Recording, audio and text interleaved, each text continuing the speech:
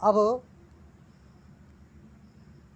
जो हमारे दूसरे ये प्रधानमंत्री हुए हैं, क्या नाम है, लाल बहादुर शास्त्री, उनके बारे में समझो। बनारस का उनका जन्म है। कहाँ का है? सुना है बनारस कहाँ है? कहाँ है? हाँ, ये गंगा के किनारे, काशी से थोड़ा सीमा जुटी हुई है उसकी, वहाँ पड़ता है। घर में बहुत गरीबी थी, विद्यालय की फीस बड़ी मुश्किल से जुटती थी। विद्यालय गंगा के पार था, और बरसात में देखा है नदियाँ कैसी हो जाती हैं, कैसी हो जाती हैं।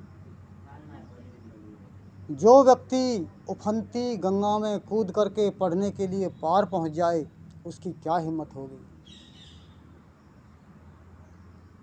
हम लोगों को आज इतनी सुविधा उपलब्ध हैं, लेकिन एक अक्षर नहीं पढ़ना चाहते। और उन लोगों को सुविधाएं नहीं, बाधाएं इतनी थी, फिर उनको कोई पढ़ने से नहीं रोक पाया। कितने अचंभे की बात है ये। एक दिन उसको दया आ गई देख करके कि ये बालक हल्का सा है, नदी में डूब जाएगा तो क्या होगा। उस नाविक ने उससे कहा था, जो नाव खेने वाला मल्लाह था, भाई पैसे मत देना, तुम बैठ जाओ। बोले आज तो तुम कह रहे हो, लेकिन कल को मेरा अभ्यास नहीं रहा तो मैं कैसे पार करूँगा।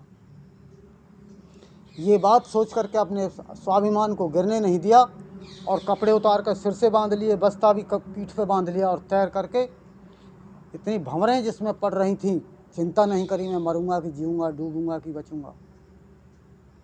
और कूद करके तैर करके पार हो जाते थे, और तब पढ़ करके आते थे। जो पुरुषार्थ करते हैं दुनिया में, उनकी क्रियाओं पर नज़र रखने वाले भी होते हैं। और इसका क्या कारण हुआ? क्या बने थे वो? देश के प्रधानमंत्री। लाल बहादुर शास्त्री ठिकने से थे, बहुत ज़्यादा मोटे तगड़े भी नहीं थे, लेकिन विश्व को हिला के दिखा दिया। और यदि उनके साथ में छल कपट पूर्वक ये षड्यंत्र नहीं होता तो और जीते और भारत को उच्च कोटि के देशों में ले जाते। लेकिन दुर्भाग्य हमारा है कि उन लोगों का षड्यंत्र चल गया और वहीं पर उनको समाप्त कर दिया। यहाँ केवल उनकी लाश वापस आई।